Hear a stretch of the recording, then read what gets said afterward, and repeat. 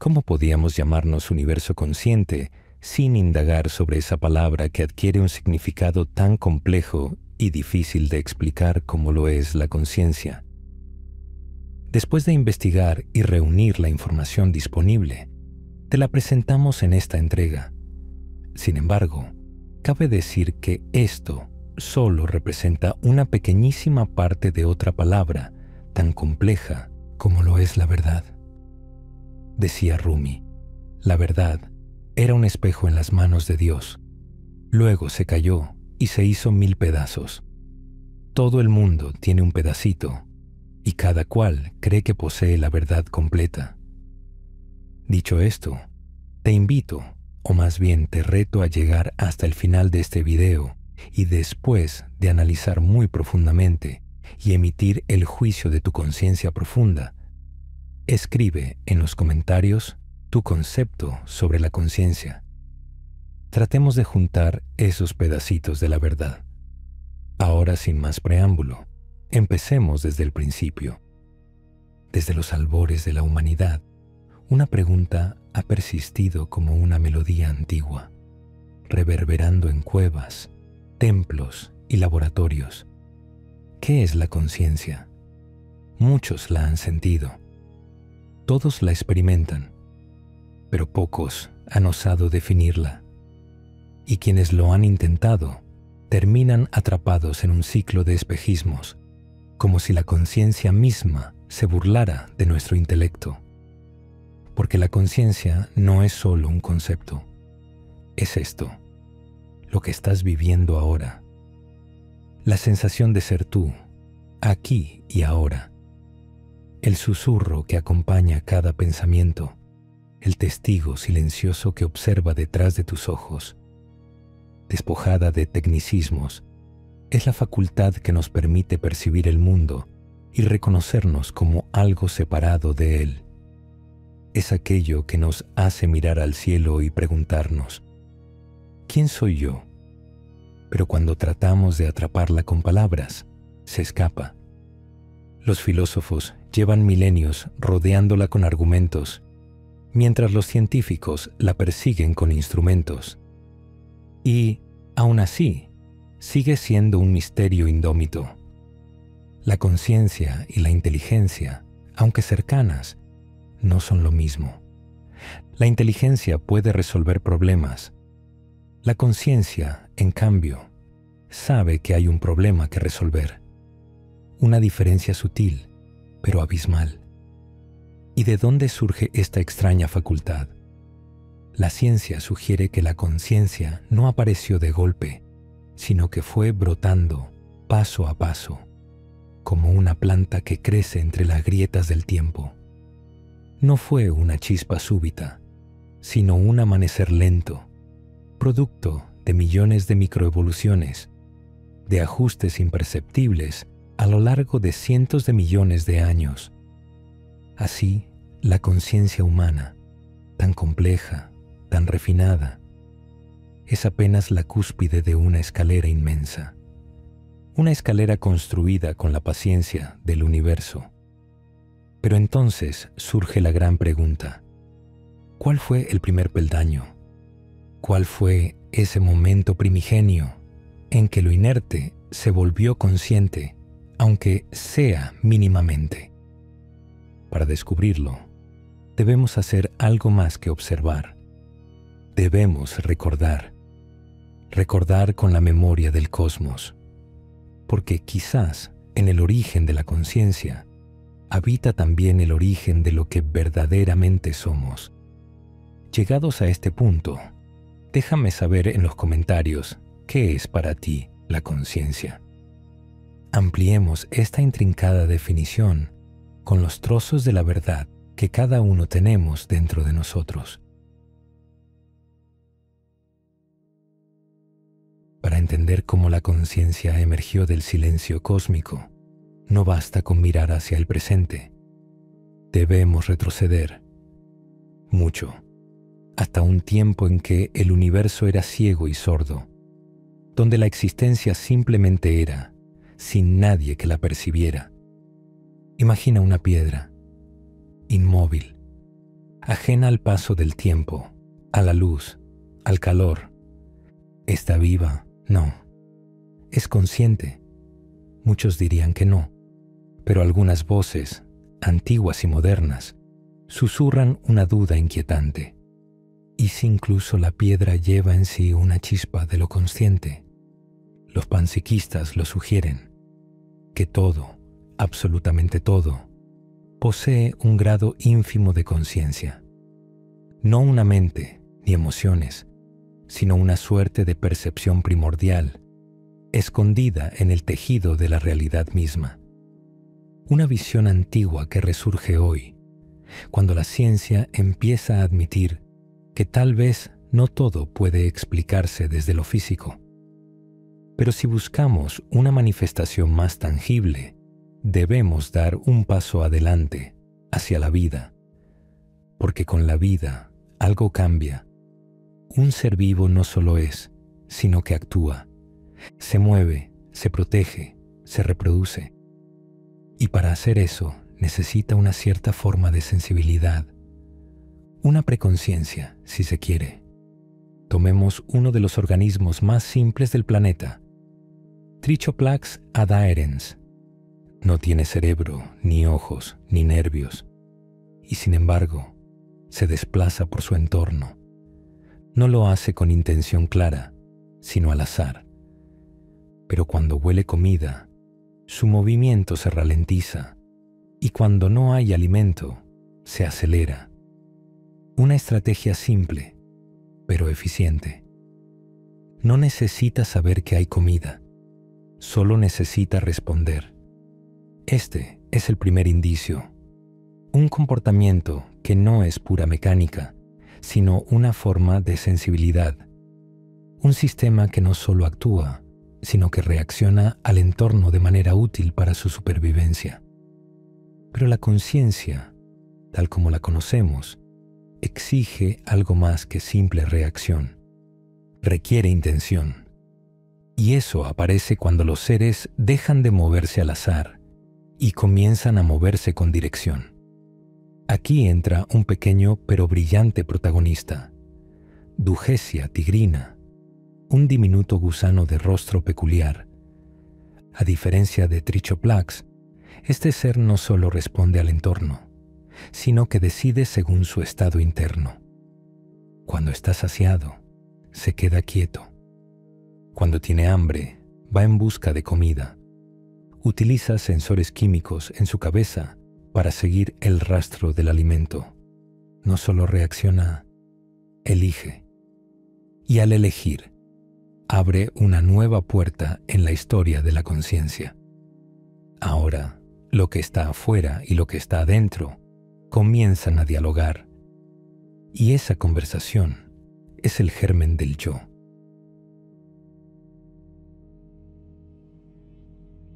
El pequeño gusano que elige moverse según su hambre fue solo el comienzo. Un despertar tímido. Pero pronto, la vida dio otro salto. Uno gigantesco. Y ese salto tuvo forma de visión. Ver. Ver no es solo detectar luz. Es reconocer. Es saber que algo está ahí, incluso antes de tocarlo, antes de olerlo. La visión fue la gran revolución, porque por primera vez los seres pudieron percibir el mundo a distancia y con ello planear, anticipar, imaginar. La conciencia, que hasta ese punto era reacción e impulso, se volvió percepción de espacio. Un animal ya no solo respondía a lo inmediato, sino que entendía dónde estaba, hacia dónde iba y qué estaba allí, esperándolo o amenazándolo.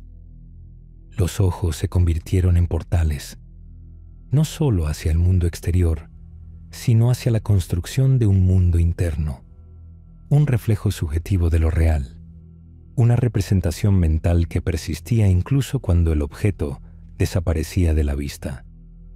Imagina ahora un animal que, gracias a sus ojos, localiza comida, la ve, la desea, se dirige hacia ella. Pero ¿qué ocurre cuando esa comida desaparece detrás de un obstáculo? Aquí surge otro salto prodigioso: la memoria. La habilidad de sostener en el interior una imagen, una intención. El alimento ya no necesita estar presente físicamente, porque ya vive dentro del pensamiento. Con la memoria llega la continuidad. Ya no somos fragmentos de instantes, sino una línea que une pasado, presente y un incipiente futuro. Esto da lugar a lo que los humanos llamamos permanencia del objeto. Saber que algo sigue existiendo, aunque no podamos verlo. Este poder se desarrolla temprano en los seres humanos. Los bebés lo descubren alrededor de los 8 meses. Pero no estamos solos. Las aves también lo poseen. Los polluelos apenas nacen. Muestran signos de entender que el mundo no desaparece cuando dejan de verlo. Y eso es monumental. ¿Por qué? Porque con la memoria surge la anticipación. Y anticipar es mirar hacia el mañana. Es, por primera vez en la historia de la vida, vivir en el tiempo. La conciencia deja de ser solo una lámpara que alumbra el presente. Se convierte en un faro que ilumina el futuro. Los animales comienzan a decidir no solo según el ahora, sino también según lo que vendrá. Esto abre la puerta al autocontrol, a la planificación, incluso al sacrificio momentáneo por una ganancia mayor. Y con ello, la conciencia se vuelve más refinada, más humana, y sin que nos demos cuenta, el simple acto de esperar por algo mejor se convierte en una manifestación de inteligencia consciente, una semilla de lo que llamamos sabiduría.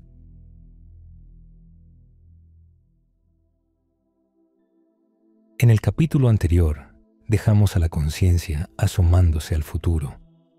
Animales que no solo actuaban, sino que anticipaban. Algunos, incluso, eran capaces de esperar por una mejor recompensa. Una simple decisión, sí, pero también un acto de inteligencia profunda.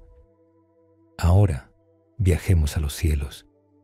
Allí, entre los árboles, habita uno de los seres más misteriosos del reino animal, el arrendajo occidental. Este pájaro no solo es capaz de esconder su alimento para otro momento, también es consciente de que otros pueden estar observándolo. Y si sospecha que alguien lo ha visto esconder su tesoro, lo desentierra y lo esconde en otro lugar. ¿Qué significa esto?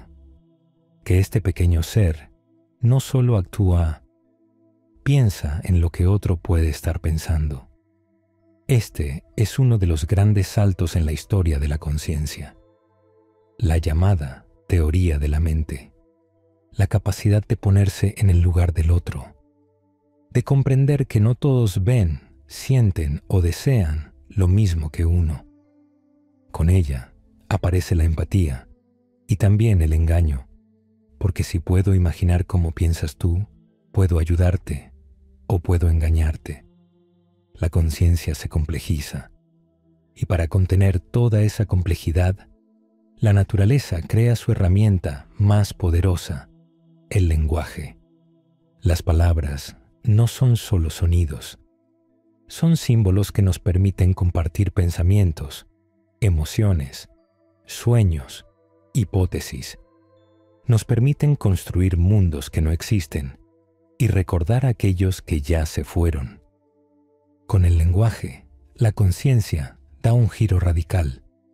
Por primera vez, se piensa a sí misma. Ahora podemos preguntarnos, ¿quién soy? ¿Por qué existo? ¿Qué hay más allá de lo que veo? Y de repente, estamos escribiendo libros, erigiendo templos, imaginando dioses, explorando el cosmos. Todo impulsado por una llama que tal vez empezó con un solo deseo: comer. Porque sí. La teoría más aceptada dice que la conciencia nació como una herramienta de supervivencia, un mecanismo para que un ser móvil encontrara alimento. Los que no tenían esta habilidad vagaban sin rumbo y morían. Los que podían anticipar, imaginar, recordar, sobrevivían. Y así, generación tras generación, ese impulso básico de alimentarse fue esculpiendo lo que hoy conocemos como mente. Paradójico, ¿no? Nuestra conciencia, esa joya que nos permite amar, crear arte, soñar con galaxias, puede haberse originado simplemente porque alguien tenía hambre. Pero en esa hambre primigenia había también un anhelo, el deseo de vivir. Y quizás, solo quizás, esa chispa de vida es la conciencia misma.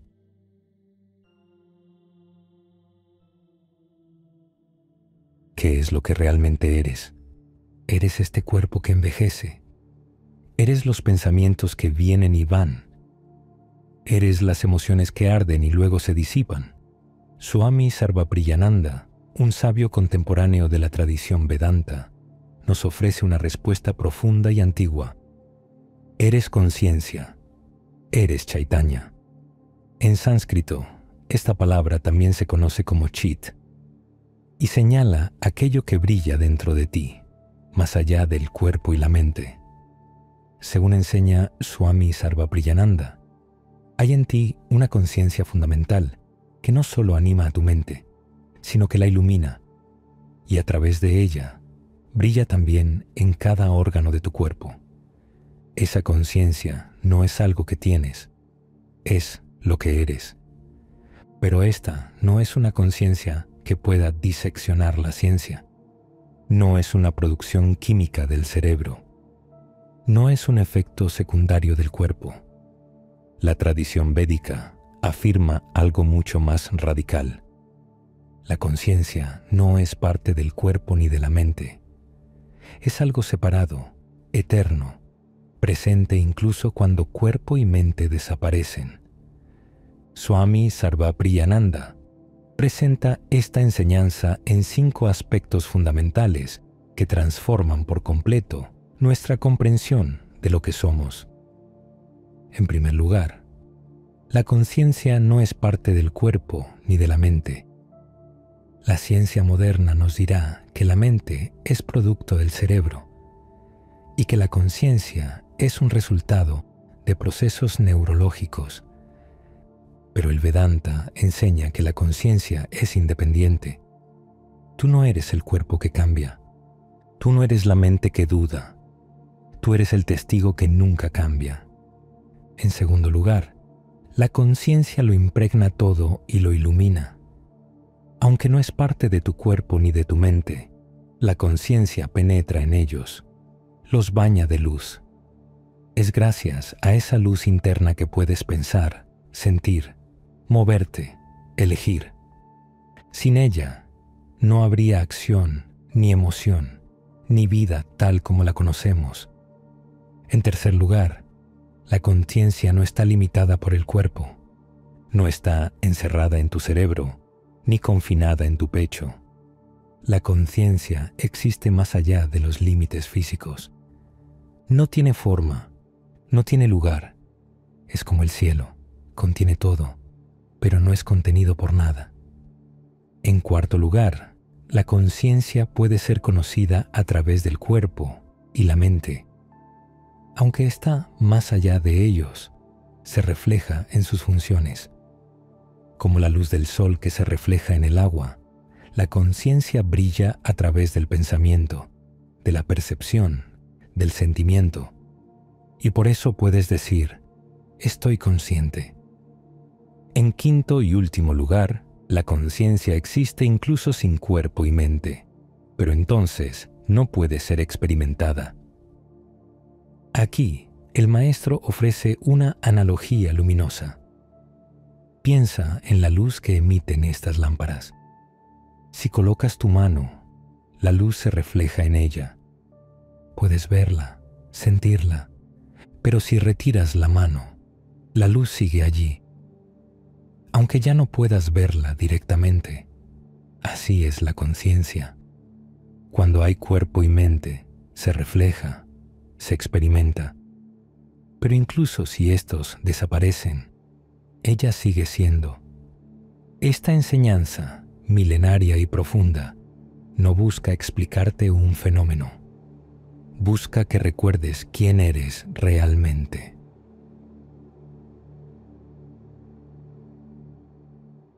El filósofo estoico Epicteto decía: no somos las cosas que nos pasan, sino la conciencia que las observa. Desde hace milenios, la humanidad ha sospechado que, detrás de la experiencia, hay un testigo silencioso. Y aunque las palabras cambian, alma, mente, espíritu, observador, el misterio permanece. El Buda histórico, hace más de 2500 años, evitó definir la conciencia como algo fijo. En cambio, la describió como un flujo, algo que surge, se transforma y desaparece. Sin embargo, también enseñó que, al silenciar los pensamientos y disolver el ego, se accede a un estado más allá del tiempo y el yo. Un estado en el que la conciencia no es personal, sino universal. En el mundo moderno, los científicos han intentado abordar este fenómeno desde lo físico. David Chalmers, filósofo de la mente, lo llamó el problema difícil de la conciencia. ¿Por qué experimentamos algo? ¿Por qué hay un yo que siente si el cerebro solo procesa información? La ciencia puede explicar cómo el ojo percibe luz o cómo el cerebro reacciona al dolor, pero aún no puede decir por qué alguien siente esa luz o ese dolor. El mundo interior sigue siendo un abismo para el análisis externo. Para muchos, esta es la frontera más profunda de la ciencia. Roger Penrose, físico y Nobel de Física, cree que la conciencia no puede explicarse por los procesos clásicos del cerebro. Junto a Stuart Hameroff, propuso una teoría que parece sacada de la ciencia ficción, pero está profundamente fundamentada: que la conciencia emerge de procesos cuánticos en los microtúbulos de las neuronas. Según ellos, la mente no solo reacciona al mundo físico, sino que está conectada con la estructura misma del universo. Es una visión que recuerda a los antiguos místicos, pero dicha en el lenguaje de la física moderna. Desde otra perspectiva, el autor y médico Deepak Chopra sostiene que la conciencia no solo precede a la materia, sino que la crea. Para Chopra, el universo no es un sistema mecánico sin sentido, sino una danza de información, energía y conciencia entrelazadas. La realidad sería una proyección de la conciencia, no al revés. Aunque esta postura es controvertida en círculos científicos, plantea una pregunta inquietante. Para Eckhart Tolle, la conciencia no es pensamiento ni tiempo. Es el espacio sagrado entre ambos. La realidad verdadera no se encuentra en el pasado ni en el futuro, sino en el ahora eterno. Solo al silenciar la mente y habitar el presente, el ser se revela. Entonces comprendes, no eres el que observa la vida, eres la vida misma, observándose desde el silencio. Ahora, ¿y si la conciencia no es un efecto del universo, sino su causa? Incluso Carl Jung, el padre de la psicología analítica, vio en la conciencia algo más que una función cerebral. Para él, la mente individual estaba conectada a un inconsciente colectivo, una red profunda que trasciende al individuo. Así, desde el estoicismo antiguo hasta la física cuántica, de Buda a Jung, la conciencia aparece no como una propiedad del cerebro, sino como un principio universal, el océano donde flotan nuestras pequeñas islas de pensamiento. Y entonces, la pregunta no es solo ¿qué es la conciencia?, sino ¿quién la está preguntando? Porque tal vez no somos cuerpos que generan conciencia, sino conciencia que sueña por un instante que es un cuerpo.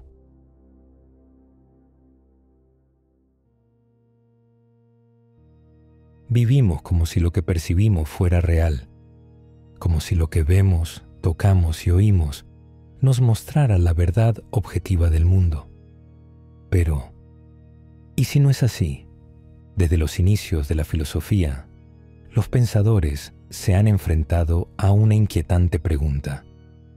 ¿Experimentamos el mundo tal como es, o solo como nuestro cerebro nos lo permite?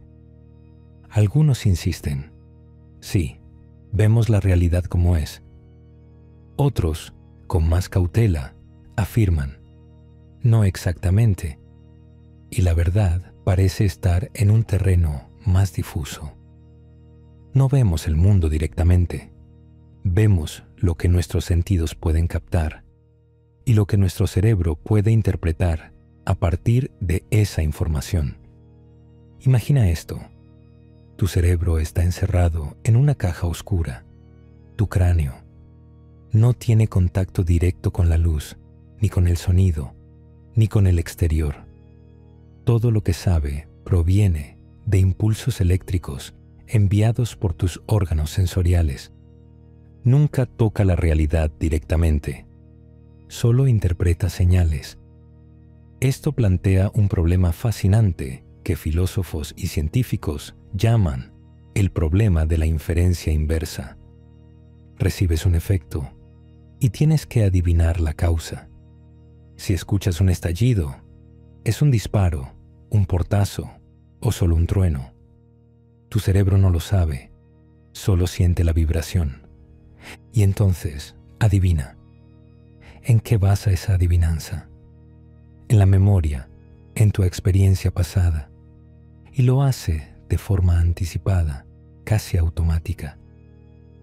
Lo más increíble es que tu cerebro no está creando un modelo del mundo, sino un modelo de tu cuerpo dentro del mundo. Y eso implica otra capacidad extraordinaria, la categorización. En psicología, categorizar es agrupar experiencias similares para predecir el futuro. Si ves una fruta redonda y crujiente, la llamas manzana. Pero tu cerebro no se queda ahí. También agrupa por utilidad. Estas manzanas sirven para hornear, estas no. Y esa agrupación, esa categoría, solo existe en tu mente. Aquí ocurre algo aún más asombroso. Los humanos no solo organizamos objetos naturales, creamos realidades enteras basadas en funciones compartidas, en acuerdos colectivos. Eso se llama realidad social. Piensa en el dinero, un trozo de papel sin valor intrínseco, que adquiere poder porque todos creemos en su función. O las fronteras, líneas invisibles que dividen territorios y definen a personas como ciudadanos o extranjeros. Incluso nuestras emociones pueden estar sujetas a esta realidad compartida. Una expresión de enojo, una ceja fruncida, puede adquirir significado porque hemos decidido que lo tenga dentro de un contexto cultural. Entonces, si el cerebro vive en oscuridad, si lo que creemos real es, en parte, una creación interna, estamos atrapados en esa caja, no del todo, porque el cerebro no solo predice, imagina. Puede tomar fragmentos del pasado y combinarlos en formas que nunca existieron. Eso es imaginación, nuestra mayor fortaleza y a veces nuestra prisión. Porque imaginar nos permite soñar, crear, avanzar, pero también puede alejarnos del presente. La clave, tal vez, está en el equilibrio entre el mundo que recibimos y el que somos capaces de crear. El silencio que observa, después de recorrer los laberintos de la mente, los susurros de los antiguos sabios y las hipótesis de la ciencia moderna, una verdad silenciosa comienza a emerger. La conciencia no es algo que tenemos, es lo que somos. Vivimos atrapados en una caja de hueso, interpretando sombras y señales, confundiendo el reflejo con la fuente. Y, aún así, algo dentro de nosotros sabe que hay más. Sabe que detrás de cada pensamiento, cada sensación, cada acto, hay un testigo inmóvil, eterno, que simplemente es. Los estoicos lo intuyeron. Buda lo enseñó.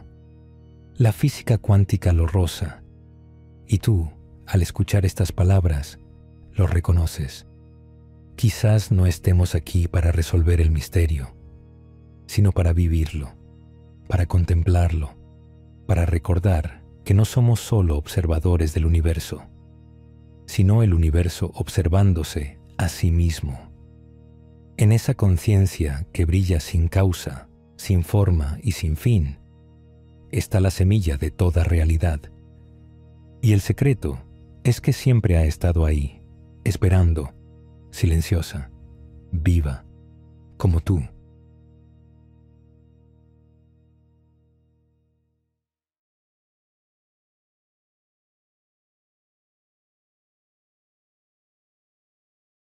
Tu apoyo incondicional es nuestra motivación para crear y compartir cada vez más contenido. Si este video resonó contigo, puedes dejar tu me gusta, compartirlo y dejar tus experiencias en la sección de comentarios. ¡Hasta la próxima! Esto es Universo Consciente. Si te ha gustado este video, puedes dar like, comentar o suscribirte. ¡Vamos, inténtalo! Te estamos esperando.